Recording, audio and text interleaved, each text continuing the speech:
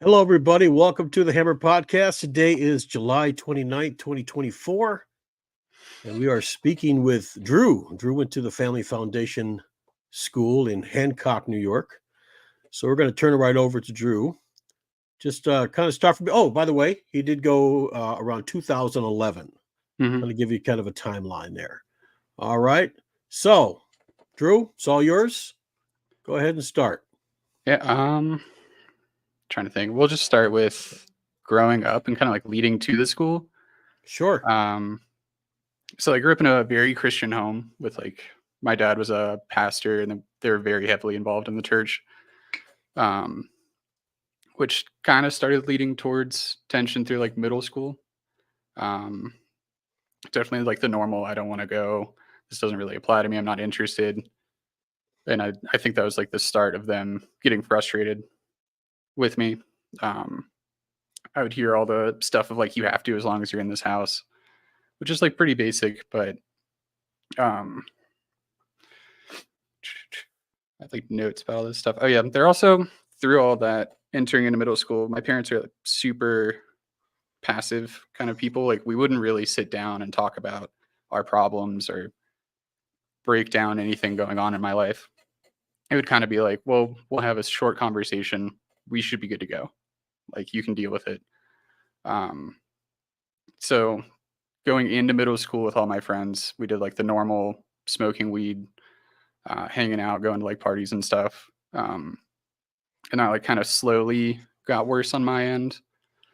My family definitely didn't know until the school about me like sneaking out or anything like that. After a while of doing that, one of my friends got caught, told on all of us for smoking weed. So we ended up getting like piss tested, which shifted us to like smoking, was it K2 at the time, which really just fucked my shit up mentally after that on.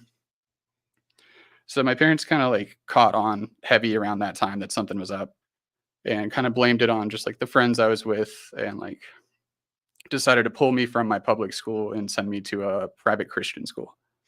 So basically it was public school was just pretty much a bad influence, or so they thought. Yeah. Mm-hmm. Okay. The worst part with them, or on that end, is the school made it infinitely worse because now it's a bunch of rich, like kids with nothing better to do. So I got access to real drugs there.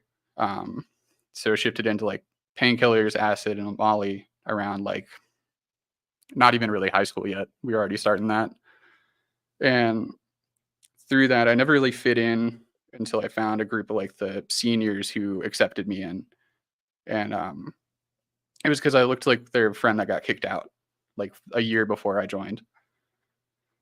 So I got infinitely worse hanging out there because I had a home that I could go to and say I was hanging out at a friend's house and we just go do drugs at their place. And like this is all leading up to the like final straw. In my mind, and kind of confirmed later that we went on a school field trip. And on the way back, they were talking about like a big party they were going to throw because it was towards the end of the school year. And I, of course, wanted to go. So I texted my parents and they said, absolutely not. But I still had cash from the trip because it was like a New York trip. So I just said, fuck you guys, I'm going to go. It's with my friends. It's the last one of the year. And ended up running away that night and just going out for like the weekend. After a few days, they ended up showing up to that friend's house, and because I was an idiot and turned my phone on, and like I put the battery back in to check, and I didn't think about like tracking. Yeah, they tracked you. Yep. Yeah. So I just told on myself through that, and they showed up, pulled me out. We went back to the house, and this is where like the timeline in my mind was changed recently. I didn't know this, but me being pulled from that house, it was on school property technically. So when my dad told the principal there, he called the cops instead of waiting till the end of the year. So the cops raided the house. The kid went to jail, and all of his friends started blaming it on me and saying that I like ratted everyone out. And there were apparently threats against me. I had no clue that this was going on. So I just thought, in my mind, when I got sent away, it was just because of running away. not because in their mind they're like, we have to protect our child. We don't really know what else to do. So I found out that it was between family school and some other Christian boarding school, but like heavily Christian. So I don't really know which one would have been better. Probably none of them. Yeah, no. I think we'd have different types of trauma at the end of the Christian school. Yeah. So That's they did probably they did the research basically and decided on Family Foundation.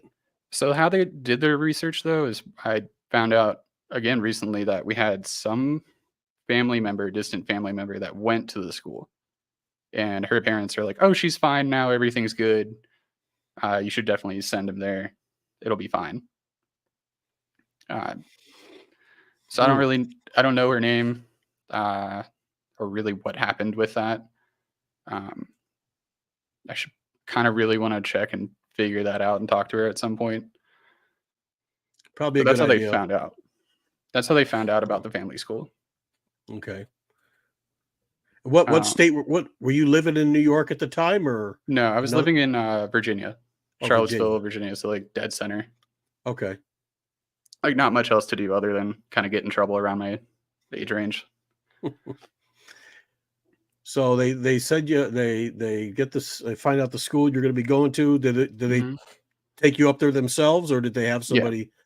Oh, they did. Okay. So I like woke up one morning late to go to school and go downstairs, and it's like the youth pastor on one side of the table and my dad on the other. And there's an immediate energy in the room. I mean, he was there to pull me out of the house. So like I knew something annoying was about to happen in my mind. And then they told me that I was going to go somewhere to kind of figure my stuff out. About as vague as that was. And like in my mind, it was end of the school year, about to be summer. So it's like, I'll just go. I figured it was a rehab kind of thing. So I was like, I'll be gone for basically all of summer and get to go back to school when I'm done. Because prior to that, they let me go tour the public school I would have gone to for high school. So I figured that was like a scare me before I go back to normal school. And like, in their mind, that'll do enough. Right. Kind of a scared straight type of thing. Mm-hmm. Yeah. Okay. So I didn't put up a fight with it. In my mind, it was going to be a short experience. So I just got in the car with them, and we didn't stop until we hit like right inside Pennsylvania for the first bathroom break, and that's when I realized they had like the child locks on and stuff. It's like, what do you think I'm going to do with this? Like, I told you I'd go. I was just annoyed at that point. I was like, we're just going to rehab, dude. Like, it's not that deep. And eventually got to Hancock I forget what the name of the main hotel is there. I'm sure other people have been there. It's like the only big hotel in the town. But so we went there, got upstairs, and that's where my dad gave me the like definitely practice speech about how nice it was. He compared it to fucking Harry Potter at the time because I was like the big thing that was still in. He's like, oh, it's like families. You'll really make some good friends. There's like a skate park next door that they say they'll take you to. Like the views are beautiful and all this stuff. And like, sure, again, in my mind, like that's where it started to sink in that like this is the rest of my high school. But like, there's still a lot of doubt in that. So we get okay. up. It's okay to be skeptical. Sure. Yeah. I mean, just because it's a weird thing to think that your parents are going to be like, nah, we're sending you out. Like, this is it. So they gave me like sleeping pills for the night, and I just knocked the fuck out. And like the next morning, packed up all my shit, drove all the way up the mountain to the school.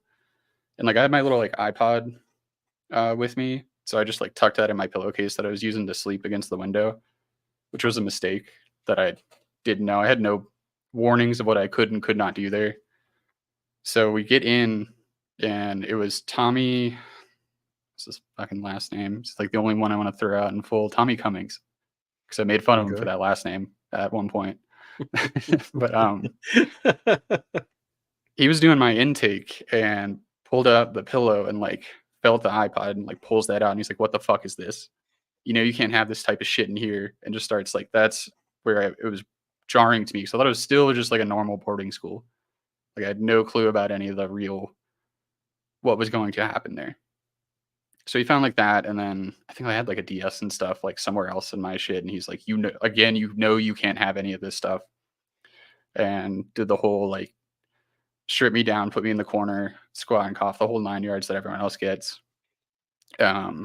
Just talking shit to me the entire time, as if he already had it in his head that I was a bad kid, and like that kind of Yeah, stayed the theme with him. they do that to break you, Mm-hmm. to break you mentally. The start of, let's put it Yep. that way. So And go I ahead. think that's why he came in hot when I first got there. And the idea was like they paired me with two shadows that were really nice to me. And I think that was kind of the plan, was get me scared of them. And hopefully these two will kind of join in, but they didn't. Kind of a One good cop, shadow, bad cop type of thing. yeah. The second he left, the shadow that I liked immediately was like, here's what's going on. Here's how this is going to go if you really want to get through it, and kind of told me how to cheat the system in a way. He was trying his best of like how to warn someone. It's a kind of bit of just like tell them what they want to hear. If you do it right, you'll be in and out in like 18 months. Oh yeah, because I skipped that whole bit of being sat down and told that, because that's where it like truly kicked in for me of like how fucked I was just like sitting in that office and seeing the like youth pastor and my dad quickly hurrying by, like sniffling. It's like, you're not going to say anything. You're just going to leave me here. Like, help me unpack my shit or something. I still thought it was a school. And then after they passed by, they told me, you're here for the next 18 months or until you finish the program in our mind. And I feel like I was just so defeated through that whole time that I didn't try to fight back through any of it. I was pretty done being at home. I was very miserable around that time. Because I definitely skipped over it, but my like middle school depression was insane for me. Like I got diagnosed with like major depressive kind of thing before really getting into the swing of middle school. I was already told that I was fucked on that. You take any medication or anything for that? Not anymore. I probably should, but No, I mean during the middle around school. that time, no, they only gave me Adderall. Adderall. Kind of yeah, because they thought Okay. it was tied to like me not being able to focus and stuff, and that might help me. So they hooked me up with a doctor that was basically guaranteed to give me Adderall, because he had a bunch of like plushies and statues and stuff in his office of the little pills. I was like, yeah, I guess I'm gonna get this. So that was really all they did for my depression at that time. Was just kind of hook me up with that, and then send me to the school. I don't remember. Were you able to take the Adderall while you were at the school? Yeah, and that ended up becoming a problem in many ways at the school. I've listened to a lot of the like interviews with people on here, and it might not have been as bad during that time for other people, but like the way they would treat meds with the students was very much to keep you in line. And so like I think I started on like 20 milligrams of Adderall when I was in the school, and that and like my depression, anxiety kind of stuff, they put me on sleeping med combo of like anti-anxiety medication. So I couldn't wake up in the morning, and their solution was to give me more Adderall. And then I couldn't go to sleep at night, so they give me more of the sleeping meds, and that would be a cycle that happened with most students that had any sort of like stimulant for their morning. And like to the point where at our night meetings, there were a few kids that we would have to carry to the dorms because they would knock out so fast and like so hard. Wow. And like no one really saw that as an issue, that students are dragging their friends, like drooling on themselves up to the dorm. Over medicating, basically. Yeah, like insanely over medicating. I was on 60 milligram XRs, and then oh my goodness, 15. So it'd be 30 in the morning with a 15 quick release, 30 at lunch with a quick release. So it was like closer to like 100 or 90 milligrams by like the end of it. It was insane. I was high at that school for a long period of time because I was just so fried on Adderall. Like, wow. But like my initial time there, I don't really remember my first table topic. Or like my first day, really. I think I was just too in shock of what was going on. And like, even though my friend was trying to warn me and kind of prep me for what I was doing or about to experience, it kind of made the whole first month go by even slower. Because he said it very quickly that your first 3 months will crawl by. Like, you basically reset your sense of time in the world, which is very true.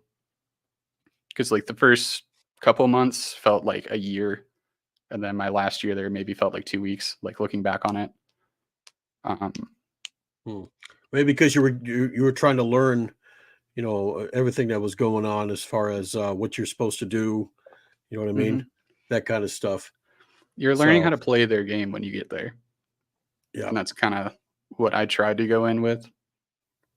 Was just more say what they want, go through the whole bit. In 18 months, I'll be back with my friends. It's really what I was trying to run with in my mind to stay sane for the first bit. and how old were you when you got there the first time? 14, I think. 14. 13, Okay. 14, around there. Okay. Because I know I'd turn. No, it was 14 or 15. Because I left right before I turned 18. Okay. Um, Wow. So your living quarters, were you out there in some mobile home or something with a bunch of other guys, or in a I was there. basement? No, I was there once they kind of made more formal dorm settings for us. It was still like what, 20 bunk beds on one side of the room and then closets on the other. So it was Okay. very crammed. It was like split into two sides, kind of like a U shape, or I guess an H makes more sense for that. So it'd be beds on like the top side and then the bathrooms and closets on the other. And And what? hmm? No, go ahead. There were 4 families, 5 when I first got there. What family were you in? Uh, they stopped calling them by number. I was in Benton House, I think was the name of the family when I first started. Okay. Because it was like Benton Lake. I forget the other two. But those were the ones next to each other. So we hung out the most. And yeah, my family leaders through that were Annie and Gerald were my family leaders. They were, I think she was the sister of Rita, something like that. It's still tied to the family that ran the school and started the school. Yeah, there seems to be a tenuous connection to that, or family members, some Hmm. sort of relatives. Yeah, yeah, that's not And then surprising. like the people that married in or some friend that they met at some point that is in AA. Yeah, their hiring practices weren't too good either. No, I mean, So talking to some of the staff towards the end that were like new hires, I don't know why they were in charge of us.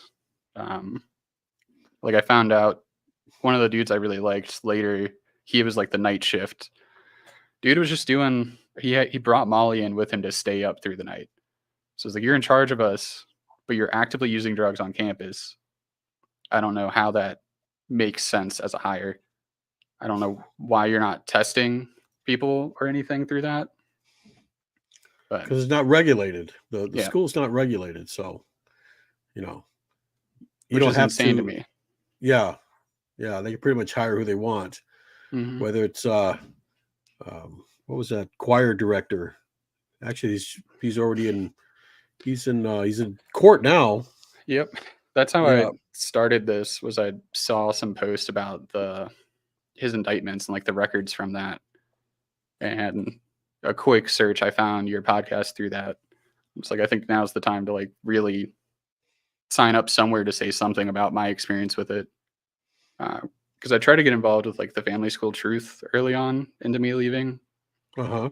but that was like towards the end of that campaign and it was already kind of getting weird. And I got cold feet after the being encouraged to kind of fluff up what happened to me, basically, and like kind of lie here and there to make it sound worse. And I was like, I just don't think this is right or gonna get me what I want out of this. Right. It'll also kind of provide the parents with false information if Hmm. they ever decide to send somebody to any place that's resembling that school, you Yeah, know. because like in my mind, I So was like, if it gets caught that this is a lie, it makes it everything else not believable to people, and like correct. uh, I don't want to be a part of that. Yeah. Because I still had so many friends that were still in the school at the time when I left. That I was like, if I fuck it up in any way, then like they're definitely stuck there. Um, but I kind of knew the school was coming to an end when I was leaving.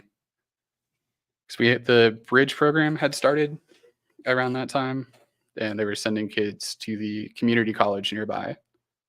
And that kind of very quickly, who could have guessed, turned into getting drugs from the people at the community college and bringing it back.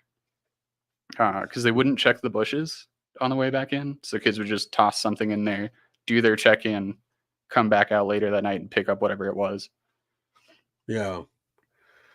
Huh. Well, like I said, I mean, several red flags for one thing from some of the uh, other schools that I've had people interview with. It seems like a lot of these schools are out in the middle of nowhere, Hmm. miles from any town or any city. Yeah. That's strategic Oh, yeah. because Um, of, because a lot of people that I've interviewed for the Family Foundation School, when you run away, you're out in the middle of nowhere, so you have yep. no idea where you at. You have no sense of direction, Mm-mm. you That's know. that's one of the So, things that's burned into my head was Rita took me to the top of the hill and we looked out over the mountains and she told me that they were supposed to have a fence around the school. And she just kind of pointed at the mountain range and was like, that's the fence. Where the fuck are you going to go? yeah. And it was just, I have mixed feelings about her, but that was one of the worst things kind of looking back to say to a kid that's stuck there. Like, Yeah. It's like putting a prison, in the middle of a wilderness. Who's going to mhm, run? Because they'll probably be dead before they get a chance to, you know, get back to civilization. yep. And that Either, was kind of the either, idea. yeah, they're either die of hunger or thirst, or they're going to get eaten by wild animals. You never know. Hmm. You know what I And they mean? definitely told So, us all types of horror stories about running away and like the locals in the woods that want to hurt you or like the animals that are out there that'll definitely catch you and eat you. Um, well, I'm not sure about that. I don't think there's any bears up there, but I've never been to New York, so I don't know. I There mean, may have been. So, I definitely tried to run away at one point. oh, did you? Yeah.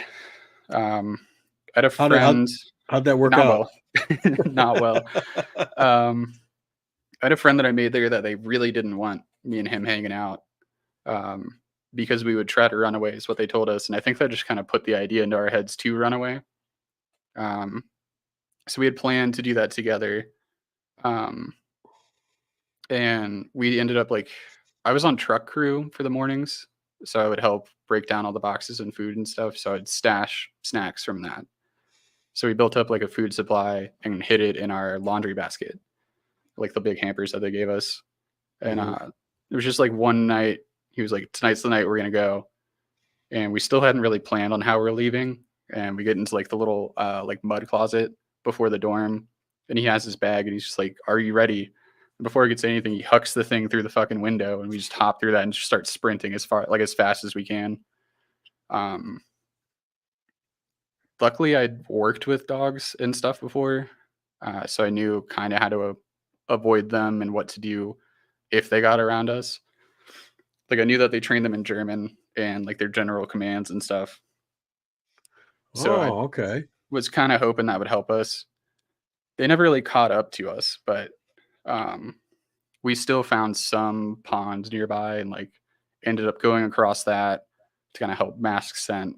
Was the idea of like hang out in the pond for a little while and then we'll keep running. Um, that was a dumb idea because it turned us around. So the next morning, we're still running like through the entire night, absolutely exhausted at this point, and we come up to a trail, and it started to look familiar. And it was the very bottom of the fucking school, and Oh, I could hear the music start playing because it was like a Sunday and everyone was off. And I was like, dude, let's just hang out for like an hour. we'll eat whatever we have because it's the last we'll have of candy and shit for a while, or anything good. And then we'll just wander back up unless you want to try it again. But like, it was such a defeating feeling running Yeah. for like 10 hours straight just to find yourself just Just go south. right in a circle. Yeah. I pulled it up on maps recently. We went so far to go nowhere. Like, I think it was like a 6-mile run to just come back. Like I said, it, the wilderness can disorient you. mhm, Your sense of direction is lost, especially if you don't have a compass or something like that. You know what I mean? mhm. So very Part of easy. me, there's part of me that really wants to go back up there and just see if I can camp my way back out just to, you know, give myself some sort of, I could have done it, but Right. I, The only way you would be able to at least have somewhat of a chance is if you followed the road. But then uh, again, you probably get caught quicker like that if you oh follow the yeah. road. And So that was a huge debate with us. So the idea was just kind of go through the night till the dawn and then run down the road. But yeah, that never happened. you know, So with that one, I was just put back on the loop of sanctions because I through most of my time there, I was on something from them. Usually, family blackout was a lot of my time, um, and then I don't even know how many months I've spent sitting in a corner. what's family blackout? I couldn't call my family. We Oh, had okay. 15 minutes, I think, once a month or something like that, that we could call our family at, and I wasn't allowed to do that. Um, which feels like a really weird punishment. And I definitely more along the lines of like trying to break me and make me work with them. Because they caught on pretty early to my whole bit of just like, I'll do just enough that you leave me alone.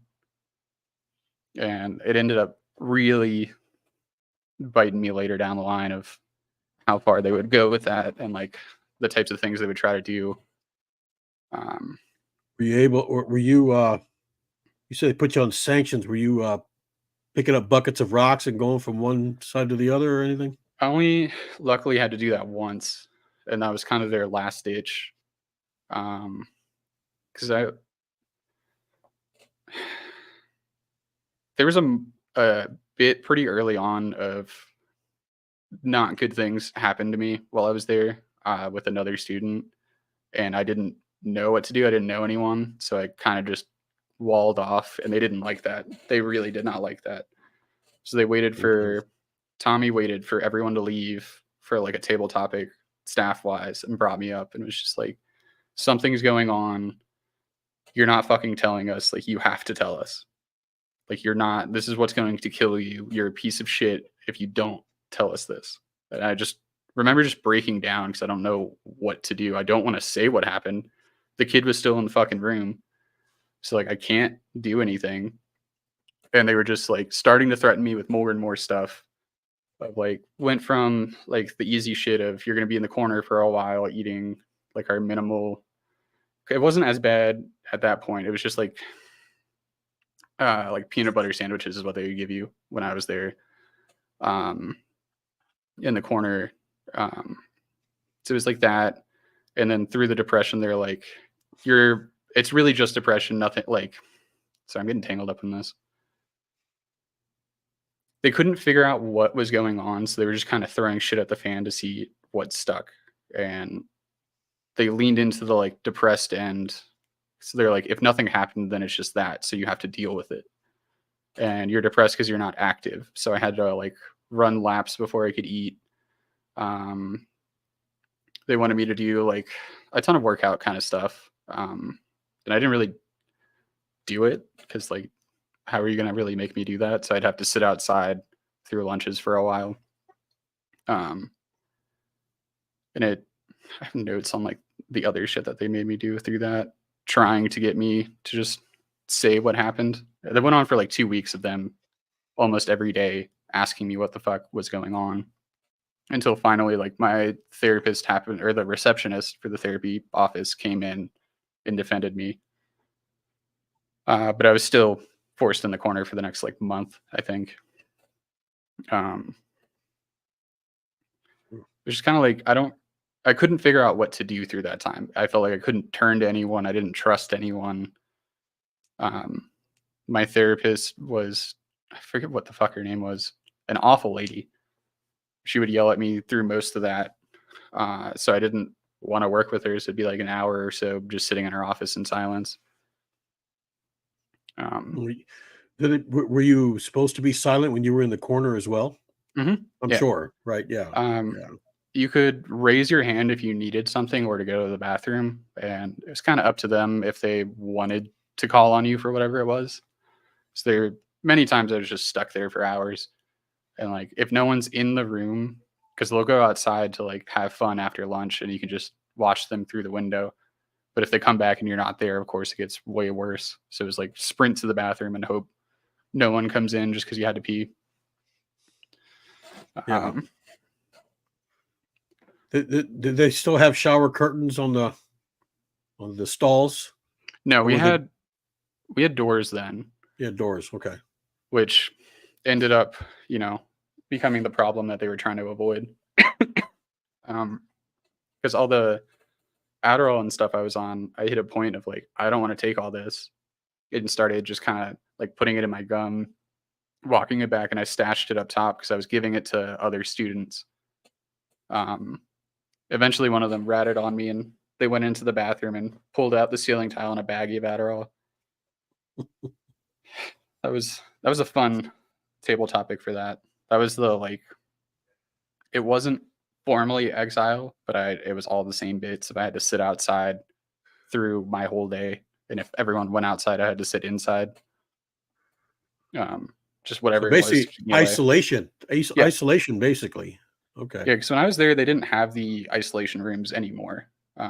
Enough heat had kind of gotten on the school that they had to tone down a few things. So they were kind of trying to they were playing with different ways to get the same effect. And like I definitely caught a lot of that because they couldn't figure out what to do with me.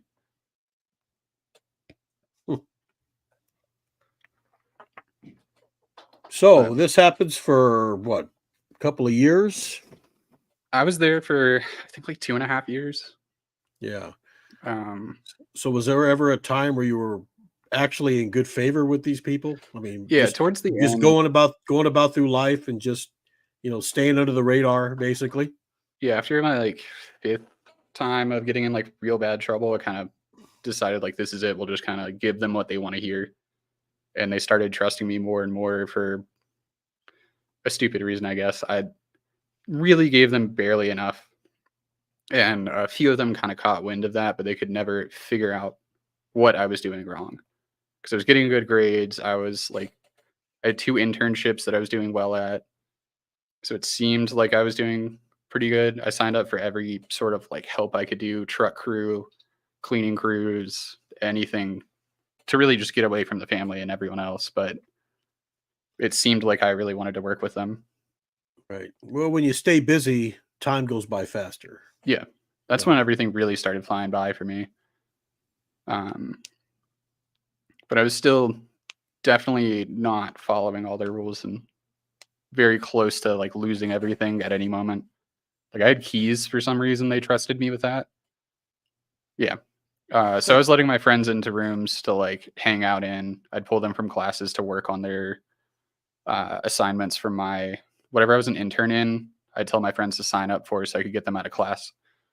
I kind of just try to use the power that I had to like make it easier for others. So it's like if it blows up, it'll be fine. Like I'm gonna turn 18 by the end of like the semester. So worst case, my life sucks and I'll figure it out. Because I also still thought all my home friends were my friends, not wanting to kill me or whatever the hell my parents thought. Right. Did your parents write to you, or after you got off the thing where you couldn't go, the family blackout? Mm-hmm. They wrote you letters and and they came to visit a few times. Did they? Okay. It wasn't like they fully left, but like the combo of family blackout and my just general like anger with them, I would try to avoid any or the majority of like family interactions. So I just kind of got used to the pattern of never talking to them, never seeing them. Hmm. And that definitely stays to today. I'll forget to call them for months on end. They don't, Well, not super I stoked, mean, but that could be a pretty tough thing, especially like you said at the beginning, when you sat down and your dad just walked out, it's mhm. like, you know, that's pretty traumatizing, Yeah. especially Mm, for a 14, 15-year-old kid, yeah. you know. And like, So, I don't want to blame him through that. I feel like they told him to just leave. Because I would, try to plead to like leave, and maybe my last ditch effort would get me out of the school kind of thing. So it's just like rip the band-aid off so that they're stuck here, and yeah. that'll be better for your child. Oh, there's no doubt that parents were manipulated Hmm. at this place. Oh yeah. Oh yeah, they were totally manipulated. I remember, I forget how I got to see it, but my like initial, I got to read the letters from like Rita to my parents, talking about how it was like one of the worst cases she's seen in a long time, and how I have to be there or I'll die soon. And like, I think the second they opened the door to contact with the school is just like, no, we have more money taking this kid. We need to do anything to get the money in the school, because it was dying when I went there. Like I think there were only like 100 something of us, and I Yeah. remember hearing that there were a lot more at one point. Oh Like yeah. the graduating class is only like 20 people or something. And we're Like looking at there's what, no one. 3,000, 3,500 a month or something like that. Yeah, it's something insane. Yeah, plus whatever expenses. Yeah, that's ridiculous. It's entirely for money, in my mind. Like it might have started with like good faith and like intentions, but there's no way by the end it was for anything but money. Like the There's a therapy Yeah, the therapy. was not worth that money. Having the Yeah. shitty support was not worth the money. Like There's I there's a really lot don't know of what they paid for. Sorry. there's a lot. It's all right. It's all right. There's a lot of places that I've seen that where it starts with good intentions, Yeah. but for some reason the money and the greed gets in the way. Yeah. Because I mean, You know, if you can see that you can get more money from doing nothing, why stop? Why yeah. not double down on it? And like I've said in other podcasts with the Family Foundation, I mean, they have an advantage Hmm. because who's going to listen to these troubled kids? Yep. They're liars, they're cheats, they're drug abusers. You know what I mean? Hmm. They're not trusting, they're not trustable. And I So, think that still seeped into how they talk to us. And I, to me, think that's like the gut of leaving the school being so set up to fail in a lot of ways. Which is like, in my mind, no one should trust me. No one will believe me on anything. I just have to kind of keep whatever happened to myself. And like, it's taken years to kind of start getting past what the school left me with. yeah. Because like when I graduated, I went to Orlando for college, and that was it. Within 2 months, I went from the school to just turning 18 in Orlando, and it did not go well. It did not go well at all, unsurprisingly, Hmm. because it's just from complete control of my life to I have my own apartment and money. So like I just spiraled like crazy for years, um, trying to just not cope with any of the things from the school. Well, it really wasn't. I mean, from what I'm hearing from a lot of people that went to this place, there wasn't the kind of support that they needed. You know what I No, mean? yeah, It was a support, but it wasn't the kind of support that you needed. It was more of a, you do this or else. hmm, You know what I mean? So yeah, you have to get in line, and if you don't get in line, there's consequences, hmm, right? So once you get out of that environment, like you said, you're in Orlando, you got an apartment, you got money, but you have no structure because this place did not give you any. no, or how to make my own structure. I wasn't given the Right. tools to figure it out, Exactly. and So I heard, what happens? yeah, I heard someone on your podcast compare it to like you're playing a game with set rules and controls for X amount of time, and then you're dropped on the next level, and it's completely different controls, different rules. That's how that felt. Which is like I Sure. know I mean, it's life. I know how to navigate, but like to truly manage it, I had nothing. Um, Right. The real world versus the boarding school. It's like a man coming out of prison for 25 years, you know, and goes into society. Well, society is completely changed. mhm. He has no idea what's going on. He's Yeah. institutionalized I is mean, what it because that is. I still occasionally like, especially with work, if I get overwhelmed, my gut is like, I wish I could just go back to that for like the summertime at the school where it wasn't better, but I didn't have to think like my last year there. I had fallen in line enough that it was the last comfort in a way through my life. So pretty much all the decisions were made for you Hmm. at that Yeah. place. Yeah. So like every day Yeah. you had your set in stone schedule that someone else figured out for you, and like you didn't have to think. And then I was so fried on the meds that like I didn't think and I could Yeah. just coast through it. There's a word for that. It's called programming. They program Hmm. you a certain way. And like I said, once you get out of there, the program isn't there anymore. So now you got to make decisions on your own, but you're not used to making decisions on your own. Yeah. So it can be tough. It And can be like very tough. the only thing they told us on the way out was just like, you should sign up for AA every single day. And that's your safety net, is make it someone else's problem. Not here's how you could manage any of your emotions, like plan out a schedule, budget. I didn't know how to do like taxes or anything. So I'm sitting there like asking adults at like interviews, like, how do I fill out any of this shit?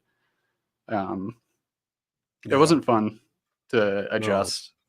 And I definitely didn't cope for years and years, Yeah, at least usually in a healthy way. for boarding schools, I mean, some of the good ones, they teach you life skills. Like you said, how to Hmm. do your taxes, how to balance a checkbook or whatever, balance your money, but they didn't teach you that. So you basically No. went into the real world completely blank. Yep.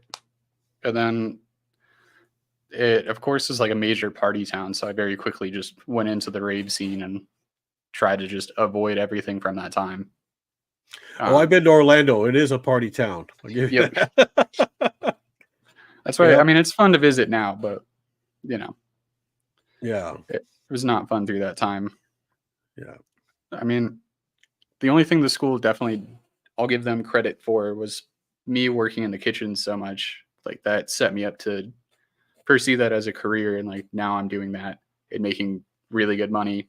I got a sous chef position now finally, but like it's, it was just kind of floating around for years figuring out how to do all this on my own. Because I But didn't you did it. trust. Yeah. You Yeah. did it. Good. Good for you. Like I'm getting married next month. I have a really good job. We moved the fuck out of the East Coast. Like it's, things are looking up, but not talking about the school is something that's kind of always like eaten at me after leaving there. Because like I would try to sit down with therapists, and like the second we got to the school chunk of things, my next meeting with them, they'd sit down super serious, like, we have to go file a police report about the things that happened to you there.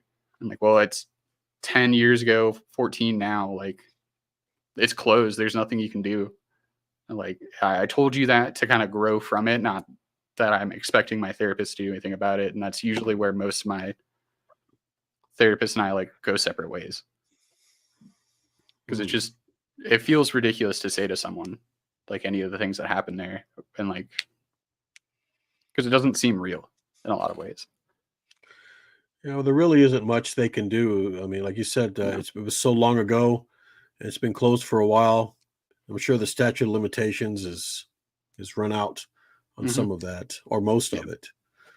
I mean, unless there was something severe, like when that kid jumped off that second story Yep. thing, something like that, then your therapist can't do anything.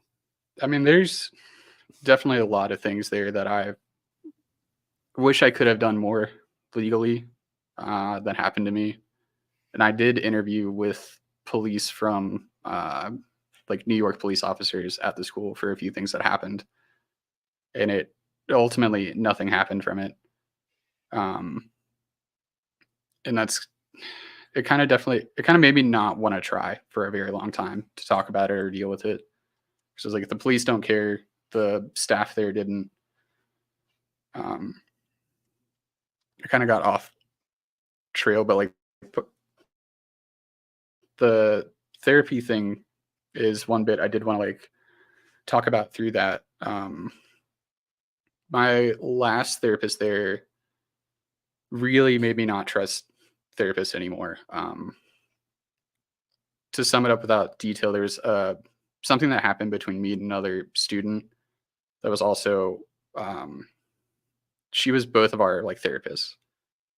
So like the next day she pulls me out of class and just starts yelling at me about how she doesn't believe me, I'm a piece of shit, whatever I tell her isn't true, and made me call my family and come out to them. And that was just all within like an hour after waking up. I'm on the phone, just like trying to figure out if I'll have somewhere to go after the school. Because I still wasn't sure if my family, being as Christian as they are, would accept me in any other way but the stock Christian way. Luckily they did ish, but with everything else. Are we talking like hardcore Christians or? Yeah. Okay. They're Presbyterian. Presbyterians. Dad was like a pastor growing up. The church they went to, I didn't trust. I still don't trust. It's we're here for presentation more than anything else. Like my family still will only hit me up for the holidays for all of us to be together for a picture. Be like, see, we're a happy family, everything's fine, and then we just won't talk for months. Well, I can honestly say, Drew, at least there's contact. I mean, a lot of people don't think so, but I believe family is everything as far as to help with your mental stability as well.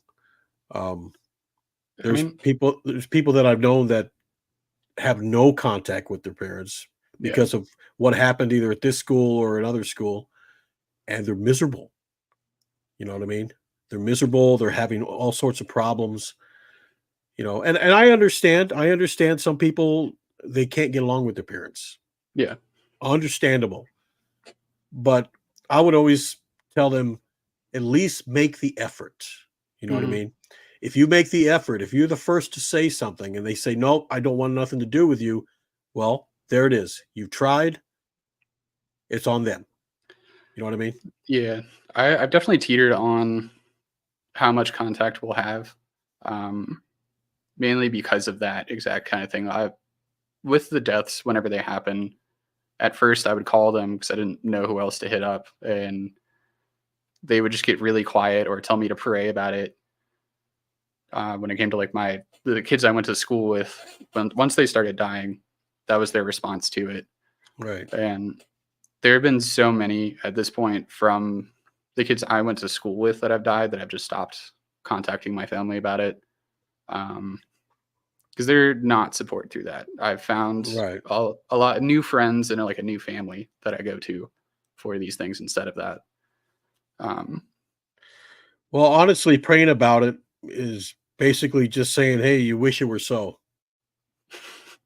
Basically, that doesn't do you any good. Pray about it. It doesn't do nothing. Absolutely nothing. So it's rough, like seeing all that happen with the kids that have graduated, and that's kind of like why I wanted to kind of put myself out there from going to that school in the hopes that some of the kids that are still alive I can get in contact with. Because the last funeral was the last time I'd seen, or the last funeral I went to was the last time I saw a number of those friends, and like, for lack of better phrasing, with the like after party for the funeral, I don't know what you would call that, but they treated it like an actual party. We showed up. I brought my fiance to introduce them to, my friends there, and everyone's just doing whippets like crazy. Coke's getting passed around, like talking about going and picking up acid and shit. It's like, this isn't how we're supposed to respond to this, y'all. Like, we just buried the fucking kid 6 hours ago. Like, why are you doing this? And Yeah. so I haven't contacted like anyone from the school since then, which is very weird. It felt like a loss of a lot of people all at once, because it was. Yeah. Because there's nobody there to talk to about it. Because, nobody knows your experience except the people that were there with you. Mm-hmm. You know what I mean? Yep. So yeah, it is tough to try and Yeah, find it's been very isolating through starting to go there till not too long ago. I feel like I still revert back to just trying to push everyone away and kind of coast through the best I can. It's felt like very much backseat driving since I went to the school and like got out. Everything's just kind of on terrible cruise control, rather. Like, we're going ahead. I have no idea where we're going, what we're doing. But yeah. Well, it's but right now, I mean, you got, like you said, you got a good job. You're doing well. Yeah. Things are finally starting to get in line. Good. And you're still young, so more power to you. Something that, I mean, if you were my age, you were 52 or 60. You know what I mean? It's a little bit tougher to get out to get back on the straight, but yeah. So yeah, I'm happy it's working out, but it's I don't know. I feel like I'll just keep going the loop of how miserable emotionally it was, but yeah. Well, like I said, you got a job, you got a fiance, you getting married. Hey, that's wonderful. That's something to celebrate. You know what I mean? Yeah, something to celebrate. It definitely is. And like, I before coming onto this, there was definitely a moment of reliving everything and spiraling for a good couple of days. That was not fun. And I kind of didn't realize how much I had put like hidden over the years and kind of blocked out. Like, it'd be my own podcast series of trying to break down everything that happened. Like, there's no way to sum it up. Well, now that it's out, now that it's all out now, your story's been told, you can basically just put that up in the attic. You know what I mean? Yeah. So that was kind of the idea with it. A lot of people that have come on and told their story find it very therapeutic. You know what I mean? Able to get it off their chest. That way they don't have to think about it anymore. Yeah. If somebody wants to know about their experience, hey, go on the podcast and watch it. You know what I mean? So, yeah, I definitely already feel a good bit lighter. There's still more that I wish I could get to, but I don't think it really, if it didn't come up first, I don't think it's kind of meant to be right now. But there are some similar experiences that I've heard from other people that went there, but there are also some unique ones too. I mean, everybody has some unique ones, but some have similar ones, like the table topics and that kind of stuff, in the isolation or in the corner. You know what I mean? So, but it's basically your story. You know what I mean? Even though there's some similar parts from other people, it's your story, and it will always be your story. Yeah. So, like I say, you could take umbrage in the fact that it's out in the open now. So I'll say it again. So it's out in the open. Let's move on with our lives. You know what I mean? Yeah. Now, as far as your friends that you were at the funeral with, I mean, if they're partying and doing acid and all the other stuff, maybe it's kind of not a very good move to try and get back together with them. No, I mean, because the main bit was talking with them, because I was like, I'll just sit through it. Like, I brought beer as well because I figured we'd kind of just be pretty low speed kind of deal of like, we'll sit, get a little sad, smoke some cigarettes, have a few beers, talk about it. But the way they were talking about the school was still very much like they hadn't grown at all. And that was kind of the big red flag to me. Wasn't necessarily the use, but their view of it was they were still like 13, 14, angsty little teenagers. Like we're adults now. Our friend just died Like you have to at some point realize you're no longer in the school and grow up. Sure. I mean, the death of a friend like that's something to take seriously. You know what I Mhm. mean? And Very especially if it's seriously. in a similar way to the other like 20 people in the last like 3 years at that time, like something's going wrong and we can't just act like that's a reason to get fucked up and cry about it. Like, Right. and that's kind of all I saw from them. You just take that experience, you apply it to yourself and learn from it and keep going straight, keep going forward. Yep. You know, can't relive the past. No. All we It's have is the future. yeah, as So easy as it is to sit in it. It's kind of why I really want to come in here and talk about it and feel like I actually closed the door on some part of my life and can yeah, kind of move on.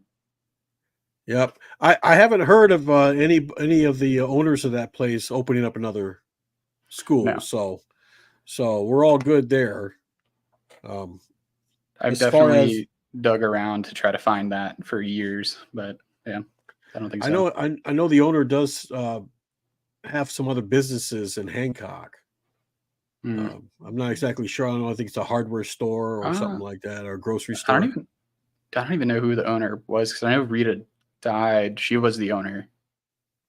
Um, so I don't know who took over before they sold it to the camp next door. Uh, Which, yeah, yeah, well, that's okay. yeah, They're gone. It don't matter. yep. It doesn't matter. There's So definitely a lot of celebrating hearing the news that it was officially closed. yeah, yeah. Felt a lot of Finally, relief in that moment. finally flushed that turd down. Hmm. You know. All right. So Drew, Yep. it was great having you on. Yeah. Thank you for having me. It was quite a unique experience. So we have a lot of people on the chat saying giving you some love there. So, but anyway, yeah, I wish you luck in the future and congratulations on Thank you. your I guess if you're just engaged right now. Okay. Hmm. Yeah. So it's not long, huh? No, next month, Next month? exactly 1 month. Yeah, the 29th next month. Nice. Well, like I said, So congratulations on thank that. you. All right. You take care of yourself, all right? Yeah, you too, man. All right, man. If you want to hold on there for a few minutes there Yeah, or a minute, we'll yeah, talk right off gotcha. the air. Give me 1 Mhm. second here. I want to thank everybody for watching. Um, I want to thank Drew once more for coming on the podcast. Like I said, we have tomorrow, I have a lady coming on, and she seems to know a lot about the JonBenet Ramsey case. So we're going to get into that tomorrow, 5 o'clock Central Standard Time. Okay. So for the Hammer Podcast, I'm Jason. You take care of yourself. You take care of each other. And we will see you in the next podcast tomorrow. Have a great evening.